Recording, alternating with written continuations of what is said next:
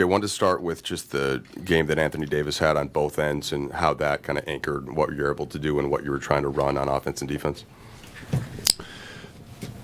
I mean, AD was phenomenal tonight. Felt like he attacked the game the right way. He was patient. There were times, and I've said this, like we're trying to look for throw-aheads after misses and makes, and there's times he's just going to be trailing the play, and we're attacking early, and he may go 3 or 4 possessions without getting it, and that doesn't mean we call play for him and he forces a shot. He doesn't, he just plays the game the right way. But I thought overall, beyond just him anchoring our defense, our guys really did a phenomenal job of executing our game plan.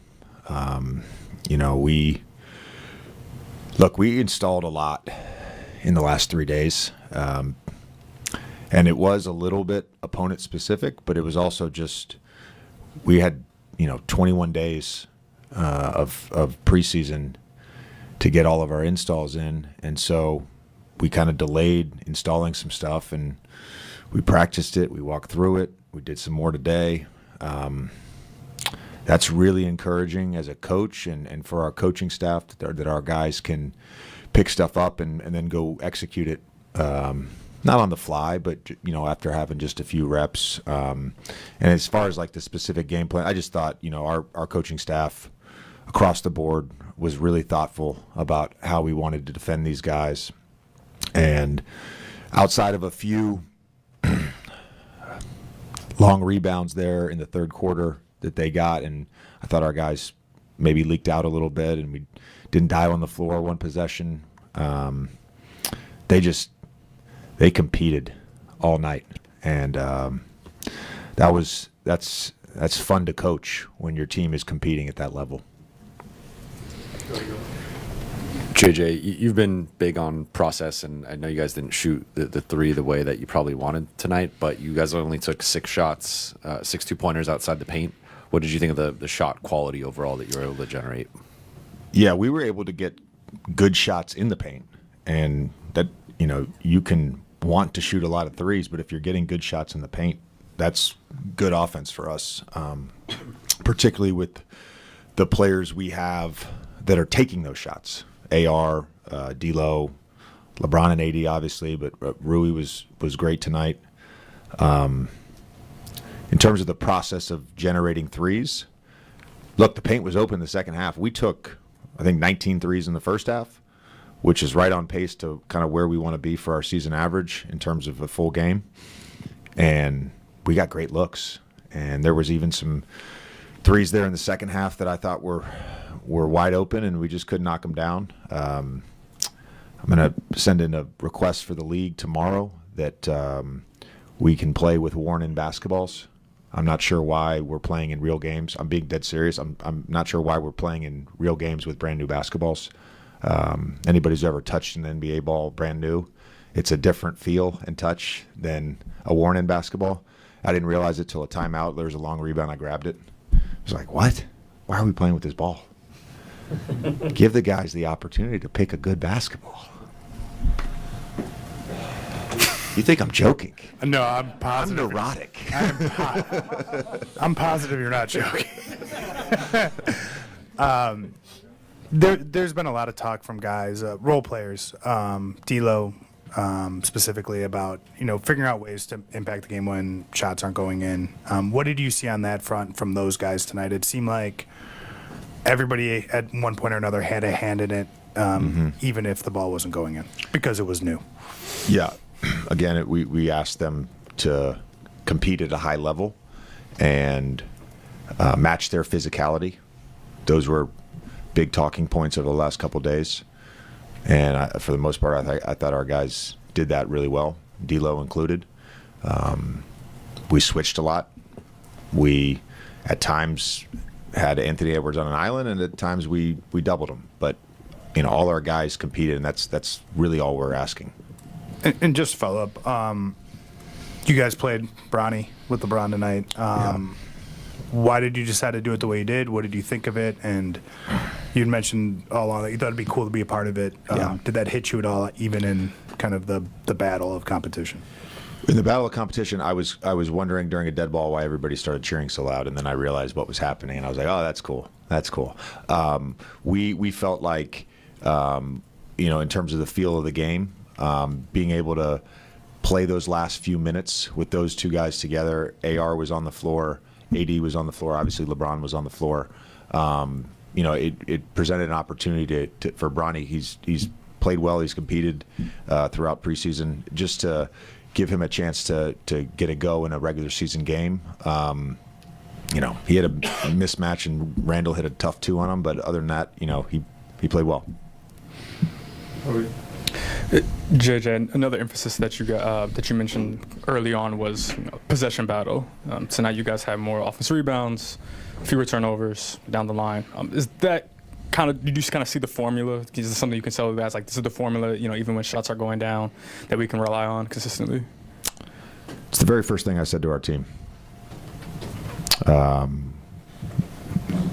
We have to be better in the possession battle. Here's how. And they did that tonight. I believe Max, our coaching analytics coach, he said Minnesota, the least amount of turnovers they forced last year was 8, and we came in with 7, and obviously the offensive rebounds was a huge part. Got to the free throw line. AD did a great job of that. We put ourselves in a position to win a basketball game because of that. We can offset bad shooting nights from 3 if we have more possessions. JJ, we heard from you and up and down the roster a ton of respect for the opponent, and obviously what they did last year kind of speaks for what they're capable of. How do you think your group views themselves in terms of a group to be reckoned with? My understanding of that is that they are bought into the fact that this is a process, and we're not going to compete for a championship right now. We have buy-in from our players. We have buy-in from our coaching staff. That's all we want right now. Rachel. Hello. Hey, Rachel. Is this a water bottle shower from the team? Unfortunately. What was it like for you coaching your first official NBA game, especially in a building where you played so much? It was awesome.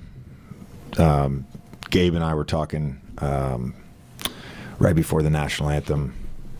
I said, hey, how are you feeling? He said, I feel great. I feel clear-minded. How are you feeling?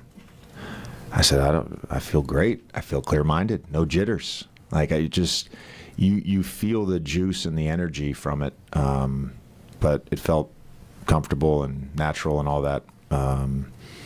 Again, I'm very fortunate. I've said this a number of times. I'm very fortunate that I have the staff that I have, and I have the players that I have that I get to coach. I'm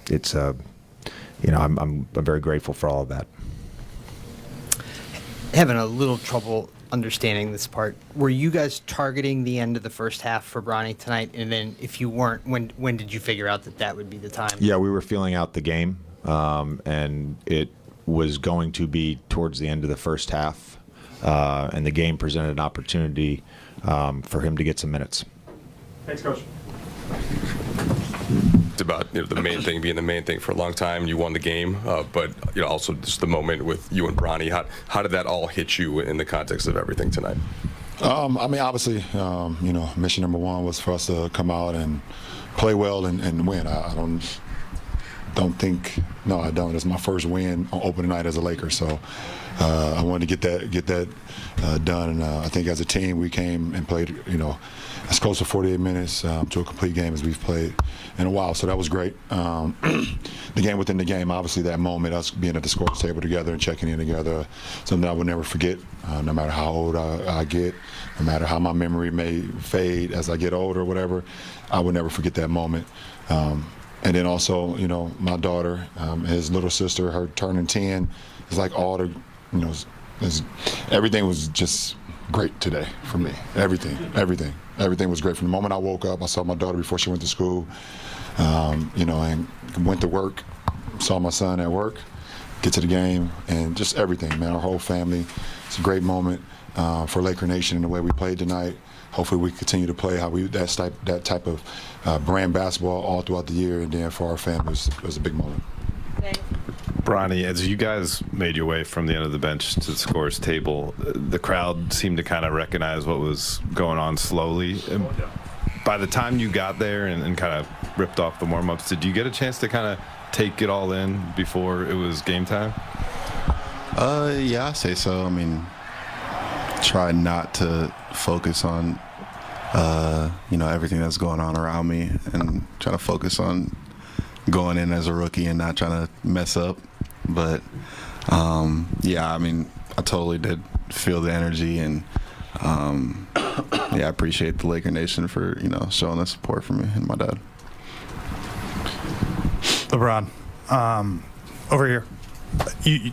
I think I've asked you some version of this a couple times. There are only so many firsts left for you to accomplish in this game. How does this one hit differently than the others? I mean, for obvious reasons. I mean, obviously, this is the first time in this beautiful history of the NBA that has ever happened, where a father-son has been on the same floor, let alone be on the same team, to be able to grace the floor together. So that was just, I talked about it years and years ago, and for this moment to come, it's pretty cool. I don't know that it's going to actually hit the both of us for a little minute, where we really get to sit back and go, oh, sheesh, that was pretty crazy. So, but in the moment, like you said, we still had a job to do when we checked in. We wasn't trying to make it a circus. We wasn't trying to make it about us. We wanted to make it about the team. And, for us to go out there and continue to play the game, the brand of basketball that the coaching staff and our teammates wanted us to play, we kept the main thing while we was on the floor, and that was good for all of us. LeBron, AD joked that he thinks this is the first time you guys won a game that you had a milestone in, and then kind of referenced that's sometimes taken away from the moment. What did winning this game and just like the result add to the experience? Yeah, I think he said it on Starting Five too. Some of the behind the scenes, like every time you accomplish something we lose, you need to figure it out. So, we figured it out tonight. To be able to have that moment, like I said, but more importantly, as cool as that was for us to win too. Like this is a winning business, and we happy we was able to get off to a good start. LeBron, AD's 36 points were the most by a Laker in a season opener, I think like 17 years. What did you think of just the process of keeping him involved offensively throughout the entire game? He is the main focal point for us offensively and defensively. We got to make sure we continue to give him the ball. I think the coaching staff and JJ, they do a great job of always putting him in positions where him being a recipient of the offense. And, when AD has it going, it's our job as the ball handlers to continue to feed him, find him. And, but AD did what AD does tonight. I mean, there was 36, 16, 3 blocks, 4 assists, steal. So. And only 1 turnover with all the usage that he had tonight. It's a big time. Over here, Bronny. Your dad said something to the effect in his walk-off interview of this game has taken a lot, I've lost a lot in terms of time, and I get to gain a little bit of it back now that he's getting to play alongside you. What's your vantage point of that, of seeing him gone, and then also everything that you've been through to get to this moment? I'd say at the same time that he's gone away doing his job, that I'm, doing my own basketball. So, I've been able to get through that by, from the love of the game, just going out there and being able to play by myself. Yeah, I've noticed it for sure. It's a lot of time that we haven't had together. But it's just all part of, what we love to do, and there's nothing we can do about that. So yeah, it's a great feeling to be together for what we love to do. And did you get the cereal out of your car? Thank God that wasn't my car. Hey, LeBron. He has multiple cars now. He opened that one and then got in another one. Hey, LeBron. Do you remember what it felt like in that moment, your NBA debut, and what Bronny was feeling tonight? And can you explain that feeling? Yeah, I definitely remember that moment. It was very stressful. It was very stressful for me. Didn't get much sleep the night before. Didn't get much sleep during my pregame nap. I was extremely nervous. I felt the world of the game of basketball on my shoulders, and I felt like kind of pretty much everyone besides my family and friends wanted me to fail. And I just kind of channeled that in. I kind of was just very quiet the day of the game, and all the way up until the ball went up in the air for the tip ball. I was nervous. My stomach was turning, whatever the case may be. So, but once the game started, I guess the rest is history. You can kind of go back and rewatch the game if you want to. The rest is history. But it was definitely a moment that I felt just. I was very anxious. I was very excited about the possibility and the moment of actually being an NBA player, because it was something I always dreamed about. And to be out there on the floor with other NBA players was a dream come true for me. Last two, Rachel and then we'll end with Joe. Ronnie, do you remember a particular game early on when you were a kid where you were either watching your dad or watching a game on TV when you're like, I want to do that? Watching that 2016 series was just like, that was just the craziest basketball I've ever seen firsthand. So like that, I'd also say before I got to the Lakers in France, the Serbia game that we watched was nuts. So both of those were like, dang, this is a crazy sport. Like I really want to be a part of this. So yeah, that's some special moments for both of us. Last question, Joe. Those are two pretty good ones. Bronny, what did you think about how it went for you tonight when you were out there? I felt pretty good. Was a little anxious going into it.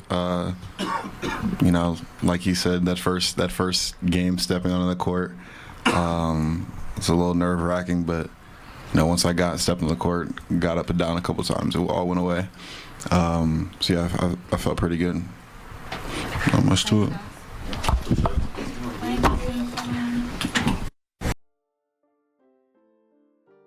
As we look forward to the start of the NBA season, the big news is Stephen A. Smith's bold prediction about the New York Knicks. On First Take, Stephen A. and a panel featuring Shannon Sharpe, Brian Windhorst, and Shams Charania broke down the most intriguing storylines in the NBA ahead of opening night. And of course, Stephen A. couldn't resist giving his take on his favorite team, the New York Knicks. Let's start by revisiting Stephen A.'s take on the Knicks. He's been vocal about his optimism regarding the Knicks' chances this season, especially with the acquisition of Karl Anthony Towns. According to Stephen A., Towns is arguably the best shooting big man in the NBA, citing his impressive 39% three-point shooting from last season.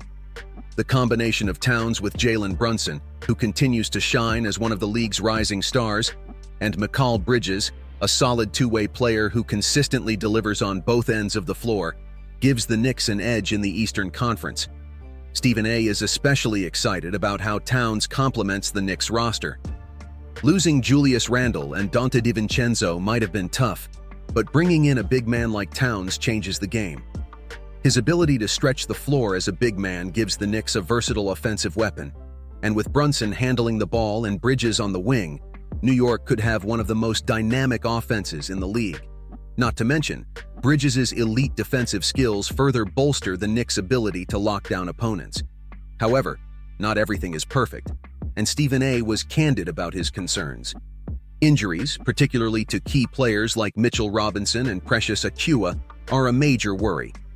Tom Thibodeau, known for pushing his players to the limit, could face a serious challenge in managing the team's depth early in the season. The Knicks bench, especially with injuries, may lack the firepower they need to compete with teams like the Boston Celtics or Milwaukee Bucks. But even with these setbacks, Stephen A. remains confident that if the Knicks can stay healthy, they can be the biggest threat to the Celtics in the East. Brian Windhorst also chimed in, raising some concerns about Mikal Bridges' shooting mechanics. After a rough preseason, in which Bridges shot just 2 of 19 from beyond the arc, Windhorst questioned whether his new shooting form would hold up during the regular season. This raised a red flag for some fans, as Bridges has been a reliable shooter throughout his career. But, as with most preseason woes, there's a belief that once the games start to count, Bridges will regain his shooting rhythm. Another important point brought up by Windhorst was the Knicks' lack of depth at the center position. With Robinson's injury and Akua sidelined for a few weeks, Karl Anthony Towns will likely have to spend a lot of time at the 5, a position he's not necessarily known for defensively. This could be an area of concern, especially against teams with dominant big men like the Celtics' Kristaps Porzingis or the Bucks' Brook Lopez. Shams Charania supported Stephen A's claim that the Knicks are actively looking to strengthen their roster. He mentioned that the Knicks are already scanning the trade market, potentially seeking reinforcements as the season progresses. While it's early, keeping an eye on the trade market could help the Knicks shore up their bench and provide more options in the front court. Despite these concerns, Stephen A doubled down on his optimism for the Knicks. His belief is simple. If the Knicks stay healthy, they are the most dangerous team in the East, right up there with the Celtics. He acknowledged the risks, particularly Thibodeau's tendency to push his players hard during the regular season, but believes that if managed properly, the Knicks can go far this year.